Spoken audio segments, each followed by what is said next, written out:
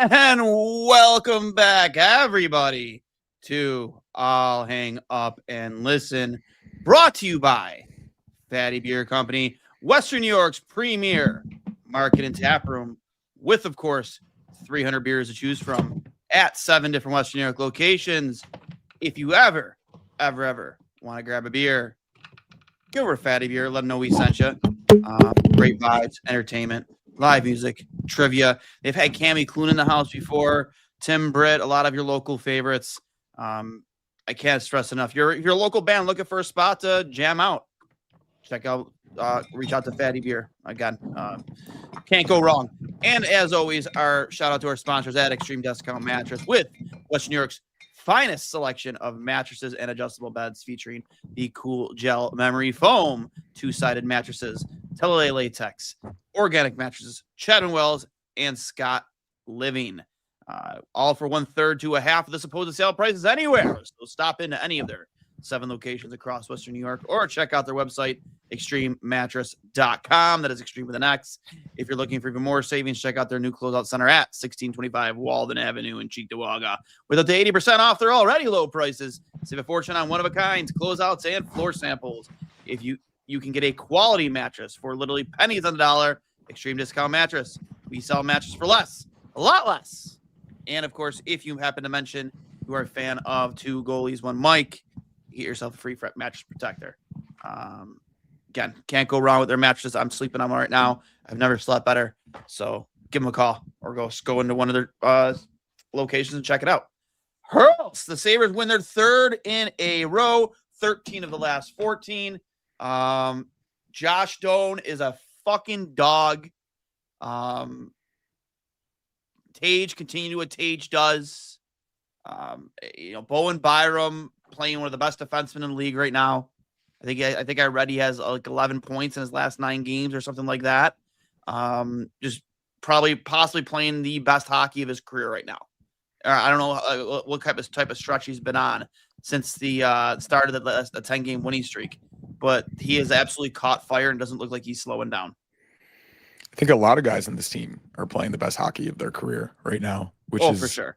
Which is pretty amazing to say, just because, I mean, even Tage Thompson, he had a 94-point season, right? Like, he's been a little bit inconsistent this year, but I would say largely the MVP of the team and their best forward still. But yeah, I would say that it's been a complete effort from just about everybody on the roster. Obviously, people talk about UPL, people talk about Owen Power, people even before this street talked about Bowen Byram and his defensive deficiencies. But for whatever that was, especially in his case, his offensive development over the past month or so has been absurd. He's getting into the right areas, especially tonight. Like, as a defenseman, the ability to get into the slot and make yourself available and get into a scoring position like he has on so many occasions has been really, really cool to see. And as you said, Josh Doan, he's starting to pick up some credit from the national media too. All time. I tweeted out a video of his takeaway in the offensive zone, which led to the Tage Thompson goal. And none other than John Butchergross quote tweeted that exact video and said himself that it's one of the best acquisitions of the offseason. And provided Michael Kesselring gets healthy, which is we've been saying, that trade is going to look so unbelievably good, because at this current moment, this season, in the early returns, JJ Peterka for Josh Doan, I think a lot of people would take Josh Doan, given how much he's contributed at both ends of the ice. I think that play tonight where he stripped whoever it was, got the puck to Krebs, and Krebs got it to Tage Thompson, says everything you need to know about who Josh Doan is as a player. He's relentless in the back check, in the forecheck, neutral zone, and obviously even before this, he had a 4-game goal streak. So, yeah, he's been amazing and a huge reason they've won 13 of 14. No doubt, man. UPL had a great game tonight. Not liking how we let them squeak. When we were up 4, who was it? We were up 4-0 on, and what was that? The Rangers? The Canucks. The Canucks? Earlier it was 4. It was 4-0 or 4-1, and then it got to 4-3. They letting bad habits set in. Yeah. Peyton Krebs got caught not covering his man in front there. got a little lazy, but I also want to talk about Peyton Krebs because, he's fitting in kind of found a little bit of a comfort level there on the top line with Tage and who is it? Tage and don't. Tage and don't, sorry. I don't know if he was put up there to showcase himself for the team, like Yarmo wanted to be showcased because maybe he has something else in mind for him. But he's producing. I think he had 2 points tonight. He's also probably playing the best hockey of his career right now. Like you said, it's hard to find a guy on this team right now that you can point at and be like, he's terrible. He's playing bad. Like who? Jacob Bryson, maybe? I mean, I even saw a few people commenting Bryson earlier that like you don't really notice Jacob Bryson. No, you don't. But he had that one turnover, but I mean, Metsa made up for it though. That's the thing though. Like I think he's not doing anything horribly bad. He's not even supposed to be on the roster at the moment, given the injuries. So therefore, like, yeah, you can have a turnover here and there. He's obviously a cute, undersized defenseman, but if you don't notice him, that's a good thing for the most part. Yeah. Like if he's not doing anything egregiously bad, I think that is a plus result from your 7th or 8th defenseman.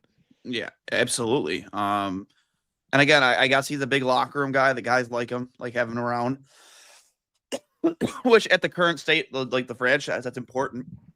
But I think everyone's a locker room guy at this point. Yeah, right. Jack Quinn finally doing something other than scoring a shootout. Had himself a good game tonight. Had a good look at a hat trick there at the empty net. But we almost had to give away a $165 gift card to Fatty Beer. And if Jack Quinn would have got that hat trick, a $250 gift card to Extreme Discount Mattress. Could have had 2 in one game, which would have been incredible.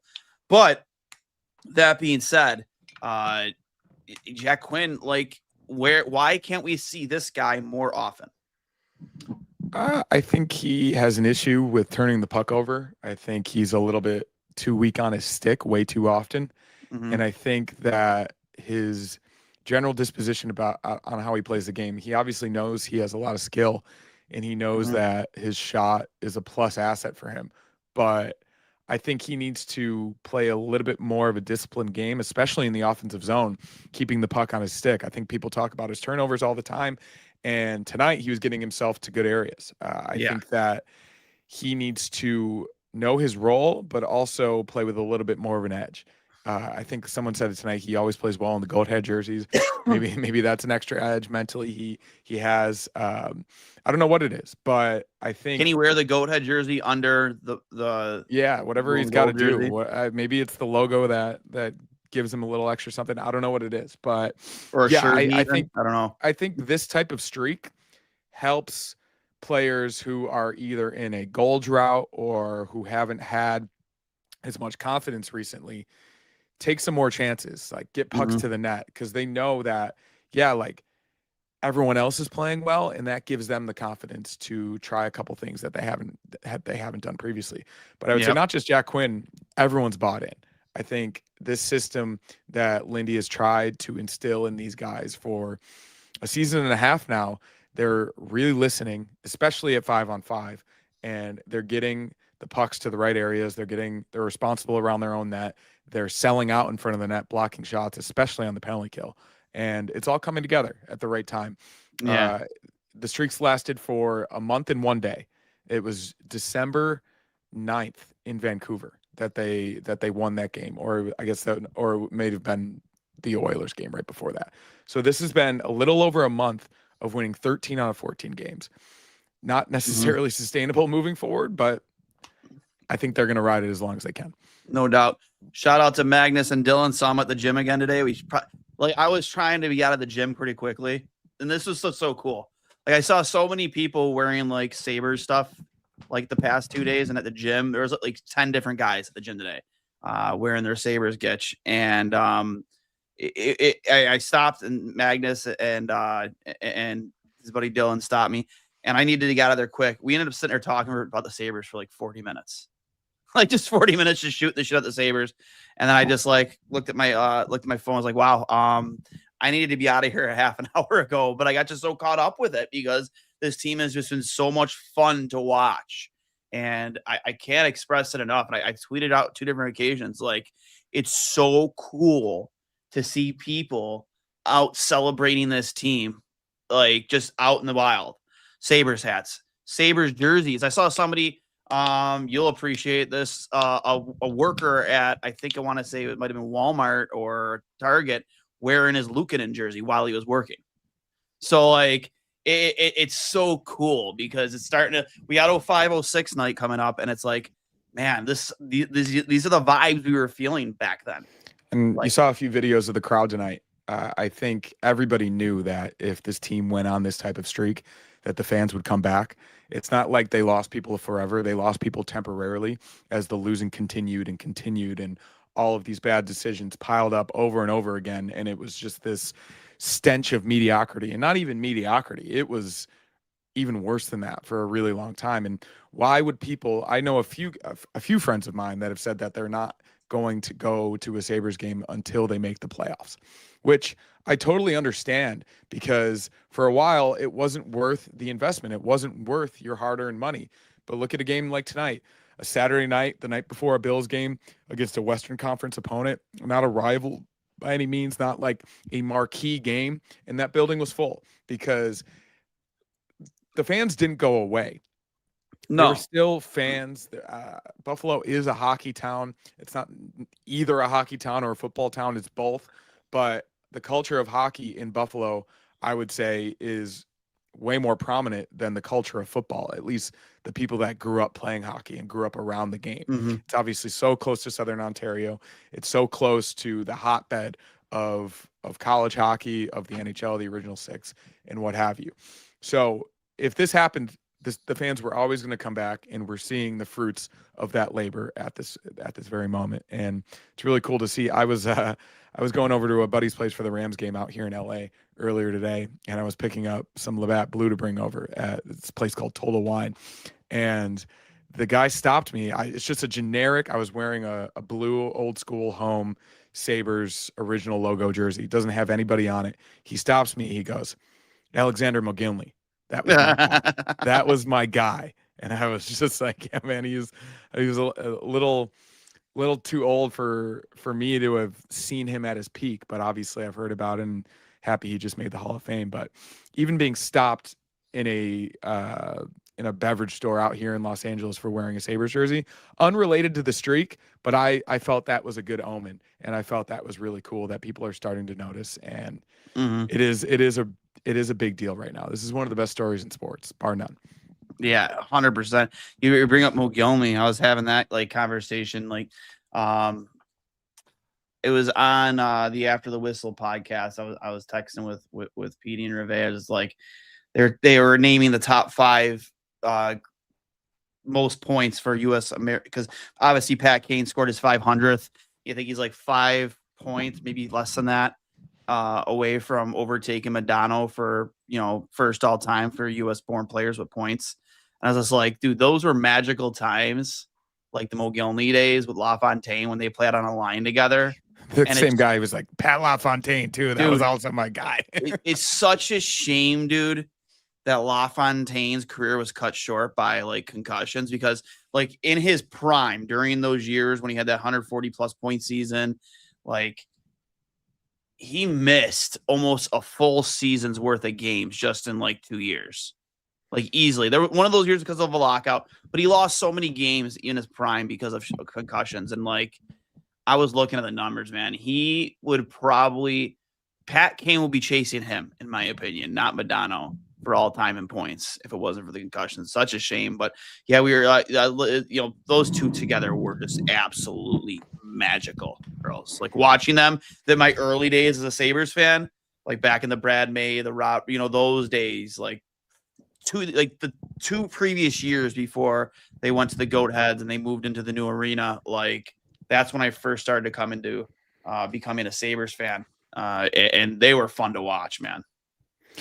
Yeah, I wish I was old enough to have seen that era, because I think he put up 140 points in one season. It was like 145 or 140. Something like, absolutely, it was insanity. And it was insane. The same year Mogilny, I think, had 76. Yeah, it's really, really nuts. But in this era, though, I think this team is doing the great teams of Sabres past justice, right? Like these Yeah. guys, I think, have really caught something, not only within themselves, but within the fan base. Jeremy White tweeted out tonight that the building had this aura of the Sabres were finally doing it, and the crowd is acknowledging that they're doing it. And both of them are realizing it at the same time. And it creates this beautiful reunion that, like we spoke of, the fans were always going to come back. And now that they're back and they're in a contending position and likely will be as long as they keep up this relative level of play for the next couple months, going down the stretch here, it's going to be an incredible atmosphere in that arena every single home game, because more than anything, I think these fans just wanted a team that they could get behind, that competed, that played the right way. And then that's exactly what this team is doing. Guys like Josh Doan, Bowen Byram, Peyton Krebs, guys that weren't really sought after, were either traded or, well, all three were traded. I guess not. Yeah, Peyton Krebs was. I forget that he was in the Eichel trade sometimes. But yeah, it's a bunch of really high former first round picks, a few misfits, and a coach that I think it would be the greatest story ever if he was able to break this drought and lead this team back to the playoffs. I mean, easily the Jack Adams. If this team even just gets to the playoffs, he wins the Jack Adams. Like, 100%. No doubt in my mind. Without a doubt. He'd be the second time winning it. I'd argue, gosh, Colorado is such a wagon. So I imagine Colorado, Jared Bednar is a contender at the moment. I'm not sure if there are live odds anywhere for the Jack Adams Award. That's kind of a very specific award in especially for betting culture. But I would imagine Jared Bednar, probably Lindy Ruff, and then I would say, gosh, maybe the Wild's head coach. I don't know. Like, there's really not too many other contenders in my eyes at the moment. Yeah, I think those names you just mentioned for sure could be in the conversation. But I mean, you could have said I don't know who's the head coach of Anaheim when they started their season hot, and obviously now they've lost 9 in a row. But like, had they not, completely fallen off the tracks, like maybe him. But is it Quenneville? It is Quenneville, yeah. Oh well, fuck that guy. Now I remember them. I was like, it's Quenneville. Yeah, fuck that guy. I don't care. Yeah, dude, and somebody just in the chat here mentioned, like, there's a lot of similarities between this team and that 05-06 team, because like the 05-06 team, there was a lot of they were underdogs, right? No one expected them to come out of the gates the way they did. I mean, the rule changes were a big part of it, but they started to really lean on their youth and their prospects that they drafted. Obviously Austin's been a big part of this. Krebs, even though he wasn't drafted, he's finally found his way into this lineup and is contributing somewhat consistently. Josh Doan, I saw another guy in the chat, the DNA matters. Like, he's, channeling his father in a lot of ways. And God, dude, he absolutely was that McTavish that he fought? Strome, sorry. Dude, he absolutely rocked Strome. Yeah, I didn't stand a chance. Yeah, so, I didn't see a great angle of how the entire thing actually started, but I would have liked to have seen them. No, actually, no. I don't necessarily need Josh Doan getting into a real, like, Rob Ray style fight. I'm glad it was just kind of a scuffle, and then they went to the ice, and he was able to fire up the crowd in the way that he did. But yeah, it speaks to how he's a complete hockey player. We've seen Tage do that before to change the momentum. We've seen a lot of guys on this team. Obviously, Peyton Krebs is all over the place. Mm-hmm. But yeah, I think we got not necessarily lucky, because I'll give full credit to the scouting department, the analytics guys, obviously Kevin Adams. Maybe, I guess, was Yarmo here at that point when that trade was made? I'm not sure if he was yet.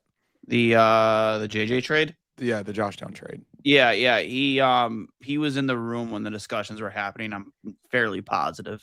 Okay, well, because we speculated over the past couple of weeks, like, about the Adams extension, or was there an extension? Was that part of you know what I mean? Like, and I remember thinking back to that Beyond Blue and Gold, where the infamous scene was where Kevin said The medical guy had no reservations about Josh Norris, being healthy, staying healthy. This isn't a serious thing. But that was also part of that episode. And I remember vividly seeing Yarmo sit at the table during the trade discussion. Well, there you go. I mean, who knows how much influence he actually had, but everybody in that room deserves credit for identifying a guy they thought had a bigger chance to be a more impactful player than he was given in Utah. He was on a third line, sometimes on the fourth line, wasn't given the opportunities that he has been in Buffalo. And he's gotten to the point where obviously he's up on the first line, he's on the first power play, he's producing at a really high level, and not just producing, he's agitating up and down the ice. Him and Zach 100%. Benson in a very, very similar way. And Zach Benson, I mean, he had such a beautiful move on that penalty shot. Just again, Lindy was critical of it heading into the season. Like that guy, he has to learn to finish. But once he starts finishing, watch out. Yeah, I mean, watch out. He's going to start. I know Mauricio's pretty critical of him in the chat. I just think I'll say this about him. Even though he's not necessarily scoring a lot of goals, I still consider him to be a complete hockey player. Like I consider him to be one of the best forwards on the team because of everything else that he does. You don't necessarily need to be this point per game or 20 or 30 goal scorer to be one of the best forwards on the team. He does so much and he makes everybody around him better that if he only gets 10 or 15 goals, but if he's got 35, 40 assists and he's constantly, I don't know if they measure takeaways, but I would have to imagine he has probably the most takeaways on the team, given how often he turns the puck over from a defenseman in the offensive or defensive zone. So I think it'll come for him. I really do. Remember his first NHL goal, he went through the legs against Washington. So kid's clearly got confidence. And as you said, you see it on the penalty shot. He has hands and he hit the post. So I think it's really just a confidence thing at this point and the ability to just truly just bury his chances and get it in the net, which I think he will soon. Hurls, I'm going on vacation to SoCal. Let's go to a Kings game, then pool party. It's like 40. It's like 48 degrees here. Is it really? Yeah, and before this, in the week or two leading up, right around the holidays, I was mostly back in Buffalo for it. Well, you have that thick Buffalo blood, so you probably still. No, I don't mind the cold. Yeah, it's fine. You're probably still out there wearing shorts. Everybody's out wearing. I did today actually, but it's not like there are pool parties going on. Like this is winter for us too. It's just not the same as it is in Buffalo. But yeah, we got a ton of rain in the past few weeks, so thankfully no fires this year. Yeah, and scary stuff. Before we continue, I do want to give a shout out to, well, not a shout out, but I just want to kind of pay homage and memory to a good friend of mine's father, Jules Pecora. Guy was a big part of my life, big Sabres fan, big Buffalo sports fan. Him and his son Tony, and their family, Jeff and Rob, they lost their father, Jules, this past week unexpectedly, and then 2 days later also lost their grandmother. Pretty tragic week for them, and I just want to give my condolences to the family and let them know that they're in my thoughts. And Jules, you were a big part of my life growing up. You stuck your neck out for me quite a few times. Always had my back, and I always had a place to go in the Pecora house. And he was a great guy, retired. Corrections officer, and just like his son now in his current career. So shout out to him and the family, and just want to let you guys know you're my thoughts. Love you all. So getting back to the game itself, what other what is happening though at the end of these games? I know we kind of touched on it earlier, Hurls, but the end of these games, like how much does that concern you? That we're letting once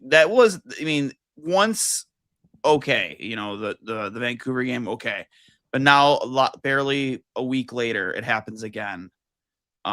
Is that something that you'd be concerned about, especially with the schedule to come, with some much more tougher teams coming ahead, especially Montreal, who's playing great right now. Yeah, no, it's definitely concerning, but I would say I'd be more concerned about getting down early in games. I think they've done a good job this season of scoring first, playing pretty well in the first period, and jumping out to leads, right? So, Yeah. yeah, obviously having these leads to protect in the third period, they're still a relatively young team. I know we said that for a while and there were no results. Now they've got results and they've protected a bunch of 1 to 2 goal leads, and they've looked way better when they've done that. So I think it is a case of getting a little bit too complacent, especially after getting up 4-1 tonight. I think they forgot about their defensive zone coverage and they weren't able to properly seal the slot as they have been, at least of late. So, yeah, I think they're probably going to have a meeting about it, and they're going to stress the fundamentals of, obviously, when you have, as a goalie, like, I love having more than a 2-goal lead, because obviously that gives you a little bit of a cushion, right? You're able to play with a little bit more confidence. There's not as much anxiety involved. It makes you sometimes get into a zone even more than you already were if you're up 2 or more goals. So with Luukkonen tonight, obviously, like, that was a late goal to break his shutout attempt, and then it was 4-1, and for it to get to 4-3 is definitely not what you want as a team, as a goalie. I think they just need to lock in a little bit more and know that, yeah, we can protect a 1-goal lead. We've done that for the past month. We can protect a 2-goal lead. We just need to be a little bit tighter on our fundamentals so that these late game comebacks don't continue to happen. Yeah, because if that happens against a better team, like, I mean, I know Toronto struggled this season, but like maybe not so much Toronto, but definitely Montreal, Florida once they get healthy, Tampa Bay, who's been on a heater as of late. Like you can't let teams like that crawl back, especially when you pull the goal and you have that man advantage. Like you're not going to always get lucky and find ways to get these games in the garage, especially like they are getting beat in some of the other areas too, like in the face-off circle, obviously not cashing in on the power play, sometimes getting out hit. But like I think even though like they were losing in those categories, it didn't tell the story of this game, because I really never felt it. Maybe when they made it 4-3, but up until then, I never felt they were losing this hockey game at all. No, me neither. And I think that is the point that matters more than what they did at the end of the game. They were so dominant and so complete throughout the first 55 minutes that I'm not as concerned about the last 5. As you mentioned, though, the power play's gotta do something. Whether that is taking the responsibility of the scheme away from Seth Appert, and having Lindy come in or someone else come in and do it, bringing in a power play specialist. Even on the 5-on-3, there was just no creativity. They were just they were passing the puck around the perimeter and kind of relying on a Tage one-timer, which obviously a pretty high percentage shot. But other team, I was watching the Ducks broadcast tonight because I was blacked out on ESPN Plus, and the commentators were saying, like, the Ducks are expecting Tage Thompson to get the puck on the power play. Yeah. And I think a lot of teams know that is the first option. Exactly. So getting Zucker back, I think, is going to help. They need to get the puck below the goal line more. They need more movement. Just trying something new, more creativity, more movement, quicker passes, and I would say emphasizing getting the puck to the house, which is the area, if you draw it from each goal post, in a diagonal up to the slot between the 2 dots, like a house right around the crease. That's where most goals are scored in the NHL, and they're not doing that nearly enough. Obviously, in the 5-on-3, they're really packing it in from a defensive standpoint, and I think they did a pretty good job of that. I think a lot of guys try to chase a little bit and take chances, and you can't do that. But there are ways to get the puck into the house, into the deep slot, and they need to focus on that way more going forward. Because for sure, if the power play is as stagnant as it has been, that could lead to this team developing the same tendencies and even losing games as we saw in the past. Yeah, and again, with some very important divisional games coming up, we all know those are 4-point games. Like a division game is always a 4-point game. You have Montreal, you have Tampa Bay coming up, you have Florida. Like, it's important. When are the Olympics? How many weeks away are we? It's basically the week after the Super Bowl. So I think they start February 11th, and I So think we're a month away almost. I would imagine the break starts like right before then. Yeah. So, I mean, it's important to stay healthy, but also get healthy through the Olympics. Obviously, you mentioned getting Zucker back. We're not really too sure on Kulik, and what his status is. Lindy and Yarmo have said they hope he can play again this season. That's at least somewhat kind of being optimistic.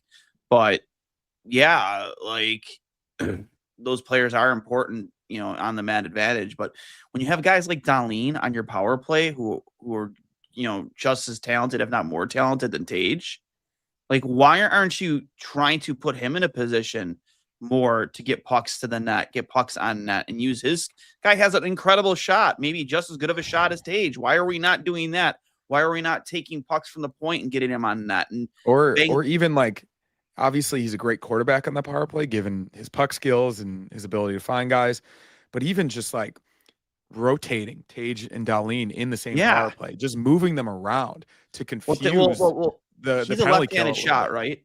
He is a left-handed Darlene. shot, So but maybe use him on the opposite side of yeah, Tage, yeah, either spread way, things out. like the left flank, even so. I just think Yeah. that they're obviously what they're doing right now is obviously the two flanks, Darlene at the quarterback and the bumper and guys in front.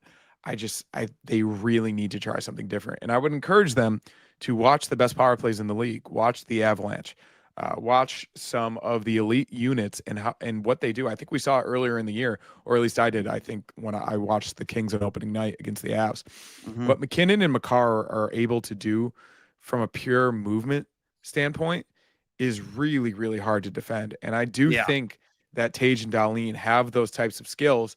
They just need to be utilized more properly.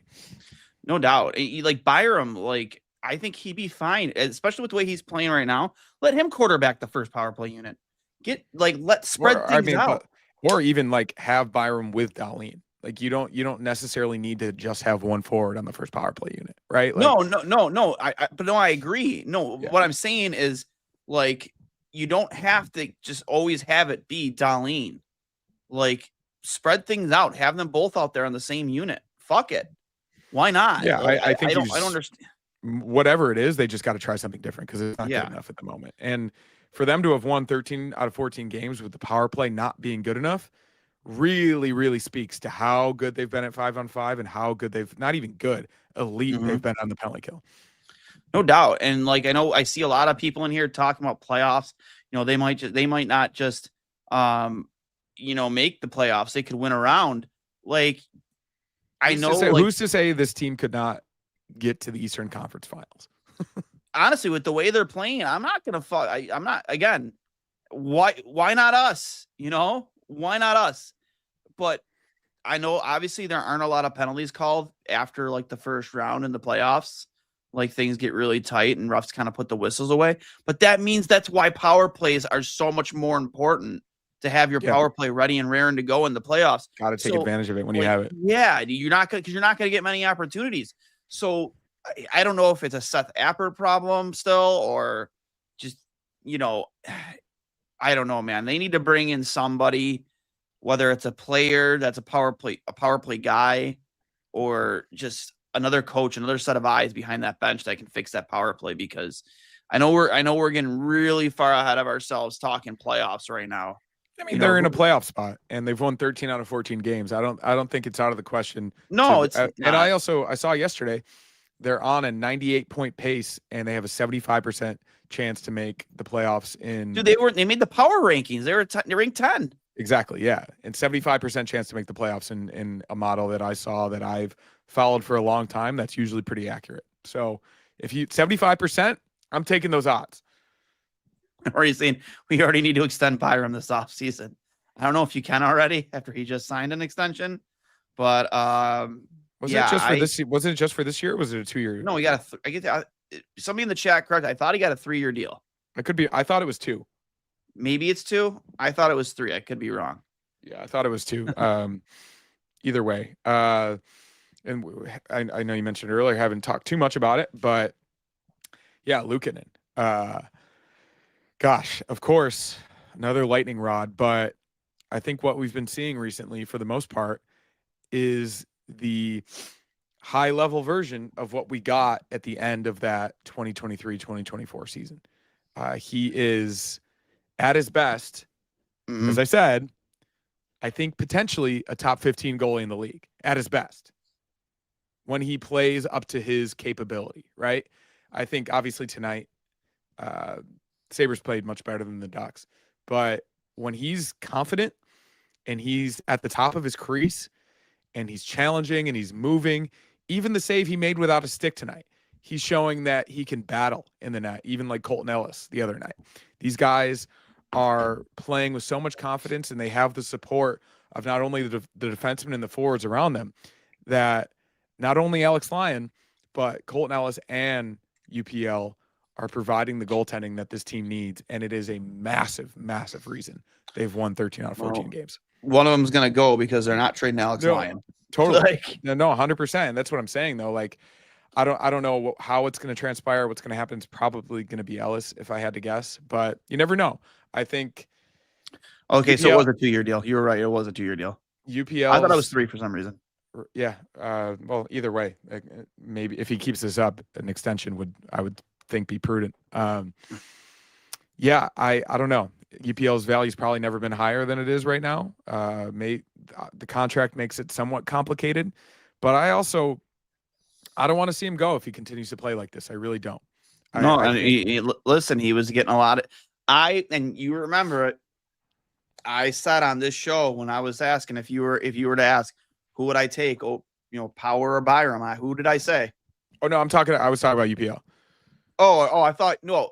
Sorry, I was reading something in the chat and I was correlating to what you said, but no, UPL, no.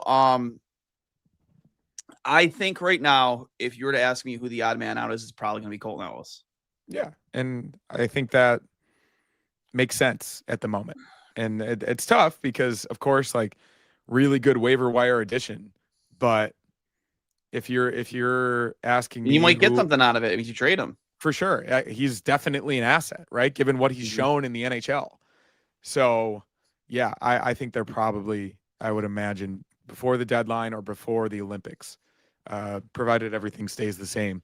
I would imagine they're probably going to try to package him for something because they don't want to lose him for nothing. No, absolutely not. Lyon, who definitely has a career in the broadcast booth after tonight.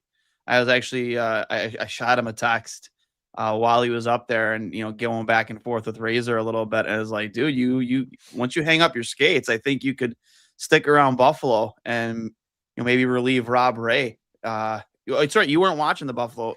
No, I didn't hear it. So Lyon was up in the booth with Dan Dunleavy during the game, and he was doing a pretty good job. He was kind of kind of sounded like the way he did when he was on with us, just the way he was articulating the game, but he also giving it to Razor a little bit. It was funny, and then Razor gave it back to him. You definitely could see Alex Lyon being a guy that could take over for Rob Ray if Rob ever decided to call it quits. He fit right in the booth for sure. He reminds me of Carter Hutton a little bit. You listen on the Daily Face-Off, yeah. Yeah, Carter Hutton. Even when he was with the Sabres, he was in the Tre'Davious White Goalie Academy video. Carter Hutton always had a really good personality, and you could tell that he thought about the game analytically and was able, as you said, to articulate it in a really interesting way. And if people heard when he was on with us, one of the most thoughtful, well-spoken NHL players I've ever heard. Obviously, he went to Yale, so I think that speaks to it a little bit. But I got to go back and listen to it somehow because unfortunately I had to. The Ducks broadcast was actually pretty good. I was surprised. Was it? Yeah, no, I like. No, it's good because their hockey team isn't very good. No, well, yeah, I think that. I love Leo Carlson. He's so good. He's unbelievably good. Yeah. That guy is going to be not on a Macklin Celebrini level, I don't think, but he's going to be one of the best players in the league for a very long time. But yeah, no, I mean, I would say the things that I took away the most was that they were just so unbelievably complimentary of the Sabres, and they were extremely aware of what's happening with this team. And they, I think, said a few times that everyone around the league is talking about how this isn't a fluke, that this is a team that was ready to be good for a long time, and they finally found the recipe and they finally bought in, and they're getting the goaltending, they're getting the timely goal scoring. And they obviously guys like Josh Doan and everybody that showed why they are here the way in the roles that they are tonight. It was pretty cool to see in a way broadcasts be as glowingly optimistic about the Sabres as all of us are at the moment. Well, I mean, it's hard to not be. They're not just going out there and beating teams, that are in the basement or on the bottom half. They're beating good hockey teams. I mean, look at what's happened in Dallas since they played Buffalo, man. They've absolutely fallen apart. It's actually pretty funny. They're playing up to the level of the competition. But the big thing is which they've done in the past, Earls, they're not playing down to their competition anymore. Yeah, that's huge. Even with that Canucks game the other night, even earlier in the season, they were bad against bad teams, and the sign of a good team is jumping all over bad teams, and they did that tonight again against the Ducks. So I don't know when we play the Avalanche. I'm on my phone right now. I usually can look things up, but I would love to give the Colorado Avalanche their first regulation home loss. That would be an accomplishment, given how good that team is. I think they're on a 145-point pace at the moment, which would, I think, set an NHL record. They would have to. Yeah. 18-0-2 at home. I don't know when that is. It might be part of the Vegas road trip, which I think they play on St. Patrick's Day in Las Vegas, which I'm considering going to because why not? But yeah, I think a true measuring stick of where this team is right now would be going up against the Avalanche. But unfortunately, I don't think it's going to be for a couple months. Yeah, it's going to be. And the Avalanche, who also doesn't have a very good power play, but all they do is win. What are the rankings? Do they not? I think their power play has struggled quite a bit this season. I could be wrong, but I'm pretty sure I saw that on the old Twitter. But it is Twitter. Yeah, so for sure. You never know. That's so surprising, though. I saw them opening night, and it was one of the best power plays I've ever seen. Yeah, I mean, it's McKinnon, Kilmacar, Landeskog. I mean, Landeskog, is he hurt again? No, he's been back. Okay, well, I thought he might have gotten hurt recently, or maybe left the game. Nichushkin's great. Devontae. Oh, yes. They just have so many guys, and it's a force to be reckoned with. It's one of the best teams I've seen in a long time, and they're doing it with Scott Wedgwood. They're doing it with effectively a career backup. Obviously, Blackwood has gotten in there here and there, and I think he is their presumed starter. But Scott Wedgwood's playing the best hockey of his career, and I think that, especially at home, they haven't lost in regulation in 20 tries. I'm looking at the power play, team offense power play for this season. Edmonton's number 1. Try and guess where Vancouver is. Colorado? Colorado, yeah, sorry. Well, given that you said that you saw someone say that they weren't great, I'll go with 12th. 9th from the bottom. Whatever that is. So that would be 23rd. Oh my gosh. Buffalo's four spots in the rankings ahead of them. Wow. So 19th in the league. That's so surprising. Yeah. They must be just an absolute wagon. They could have 5-on-5. It could literally just be 5 games where maybe they haven't scored. Right. Yeah. These things fluctuate. But yeah, I mean, I guess that speaks to that. Okay, so Landeskog is injured. He can miss the Olympics. Oh, yeah, I didn't know he got injured. Wow. I guess that kind of speaks to the power play is important, but it's not a deal breaker, right? Like this team is on an NHL record pace, and they're the 9th worst power play in the league. So, yeah, I mean, the Sabres power play has not been good, but it's not been backbreaking, which speaks to how good they've been in every other area. Yeah. So, and shout out to my boy Steve Bennett there for getting us the exact percentage on Colorado's power play. And he said, and it's a funny one from William Whipple. Welcome to the chat too. A couple more new faces I'm seeing. I trust Keon Coleman on 4th and game over this power play right now. Oh, you mean that could come down to it tomorrow? It very much would. But given that Palmer's out, he might have an impact tomorrow. Yeah. Well, hopefully we get that Gabe Davis playoff level game. Reincarnate what he did against. Revenge game too. Yes, very much. I think we have the mildest 5-on-3 in the NHL, piggybacking off what you said earlier. Yeah. It was disappointing to see, but that situation doesn't happen that often, right? I can't imagine they practice 5-on-3, right? They should. Maybe they should. I don't. That's the first one. They should practice 5-on-2 at this point. Yeah, honestly, 5-on-1. Get the boys some confidence. Wait. Could this sounds like a dumb question. I haven't gotten a lot of sleep recently. Could it be 5-on-2? No. It would just be 6-on-3. No. Okay, it can never be 5-on-2. What? So if it's a 5-on-3, I sound so dumb. If it's a 5-on-3 and they take another penalty, what happens? It just adds to the guy goes to the box, and when the first penalty expires, then that guy's penalty starts. Got it. Okay, so it basically just more time. Yes. Yes. So 5-on-2 would be funny. I think in overtime in 3-on-3, if you take a penalty, it shouldn't be 4-on-3. It should be 3-on-2. That's just my opinion. I think it would end the game quicker. That's for sure. Oh, no doubt. I've seen, suggestions as far as 5 minutes of 3-on-3, 5 minutes of 2-on-2, 5 minutes of 1-on-1. Should you imagine trying to do a line change at 1-on-1? Imagine going against McDavid 1-on-1. Imagine name a guy on this team that would absolutely get hosed by McDavid. I don't know, your slowest guy who is at Greenway. Imagine getting Greenway get stuck out there with McDavid. Yeah, that'd be tough. It would be tough. Well, good thing it's not a reality. No, it'd be funny. Well, and even look at that. The Oilers have the best power play in the league, and they're not doing well. They're not having a good season. So you got to be. Josh over here, they don't shoot enough. They just don't shoot enough. Yeah, I think it's deeper than that, though. I think they're shooting a lot into shin pads. I think they're relying on the same things too often.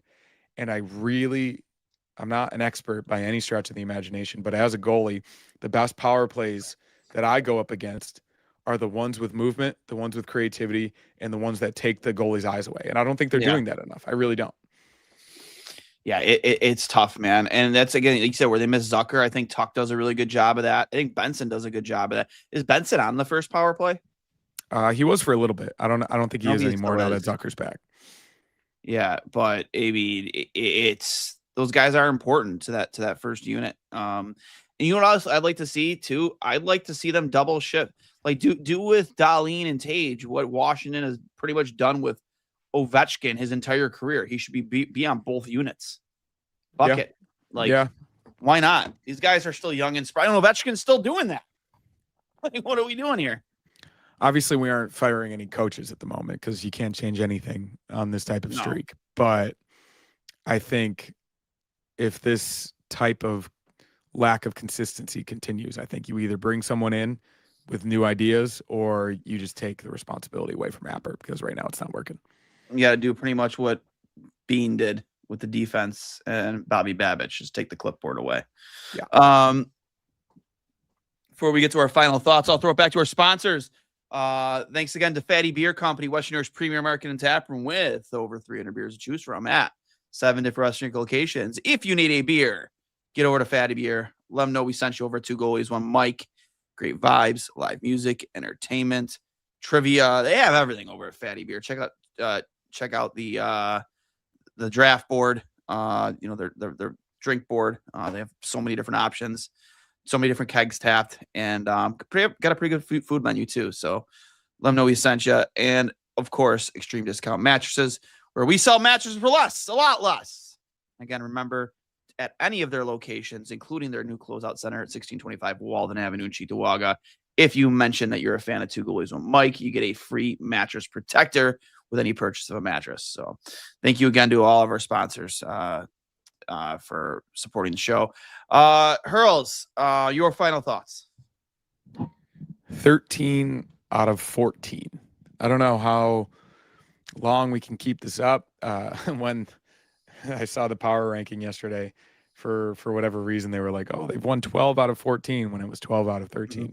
So we're gonna keep up just the one for the longest time. Can you imagine if they won that Columbus game? Gosh, this would Dude. be this would Well, be we joked absolute. about it, but the 0506 night would be Yeah, to tie the would have record. would have been the record. But yeah, I think that they really need to hunker down here, especially at the end of games. Like we said, uh, tougher opponents coming up, division opponents, 4-point games.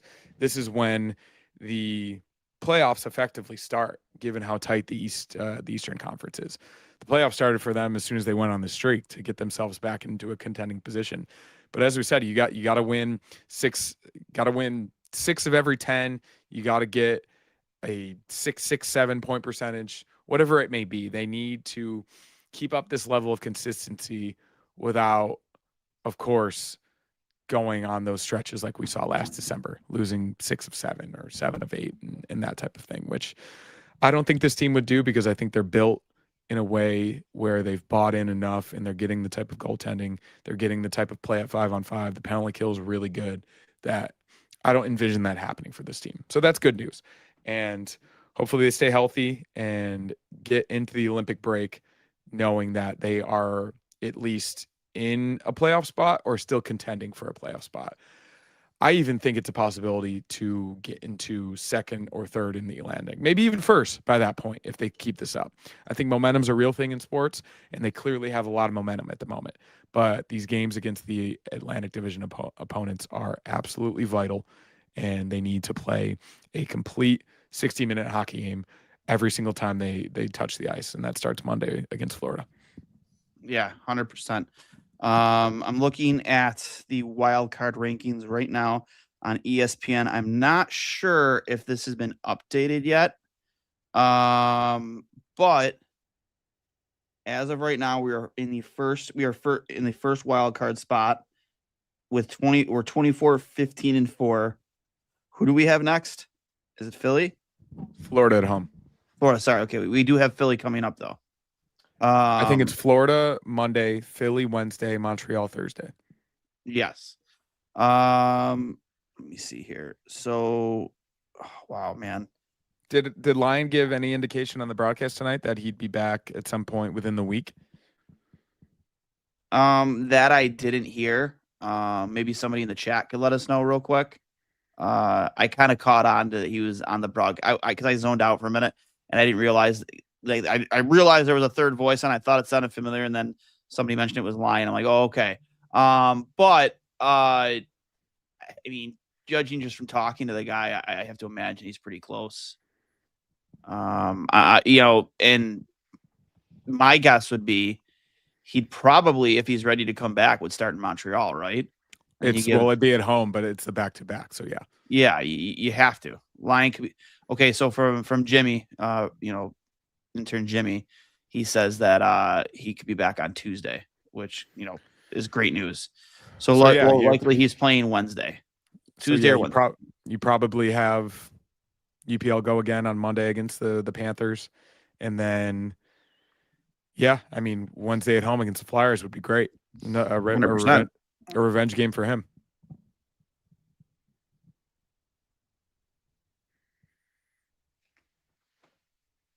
Can't hear you. Should be good now. All right.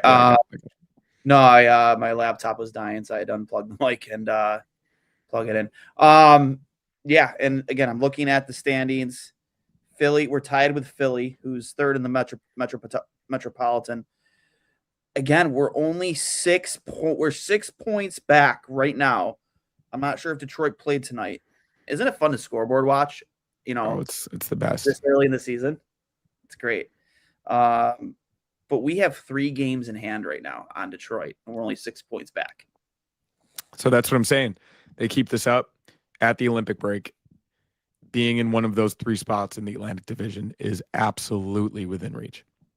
Yeah, and dude, could you imagine? Like, and I was one of them who went to the airport. I didn't give a shit. There weren't a lot of people there. It was like 10 of us, but welcome them back after that 10-game, winning streak. And then, you actually went? Oh yeah, I went. And that was the right spot? Yep. Yeah, right in I forget the name of the place. Something Aviations. You just park along, and it was funny too because there were like 3 cars that all pulled up at once, and it was like they pulled up as the team, like as their plane was landing, and there was only like 3 or 4 of us out there at that point. And this, they're not real Sabres fans. I'm not sure if they're maybe confused, but they took one look and they all turned around and they left. But I saw the first car, both people in the front seat were wearing Sabres sketch. So it's like they were there to do that, but I'm not sure if maybe they were confused that because neither we all weren't wearing our Sabres stuff. But maybe they were confused because they saw the cops there too, because there were police officers there. I guess the team, after the topic came up online that, hey, you guys might want to have somebody there just in case, that people do show up. But they just turned around and left. But there was like 10 of us there. So, but still, even Lindy mentioned it during one of his interviews. He mentioned that, there were a few fans at the welcome us back. He thought that was pretty cool. But like, now let's fast forward. Say we don't clinch the division, but we're on the road and we win to be first in the division. Like, could you imagine just the reaction from this fan base who we haven't even remotely sniffed like at any point during a season, except for maybe the 10-game win streak back in 2018, the division, or being close to being in first place of the division. Could you imagine the reaction of this fan base, Hurls? No, I could not. I am still envisioning the day where I'd be able to come back for that first playoff game. So we'll see what happens. Don't need to get too far ahead of ourselves, but I do think we can be realistic in saying that the Atlantic Division is absolutely within reach. 100%. Yeah, like I said, Detroit 6 points ahead, but we got 3 games in hand. So, if you win those 3 games, they lose 3 games, you're right there. So Tampa Bay with 57, they're second in the Atlantic, and we have as many games played as them.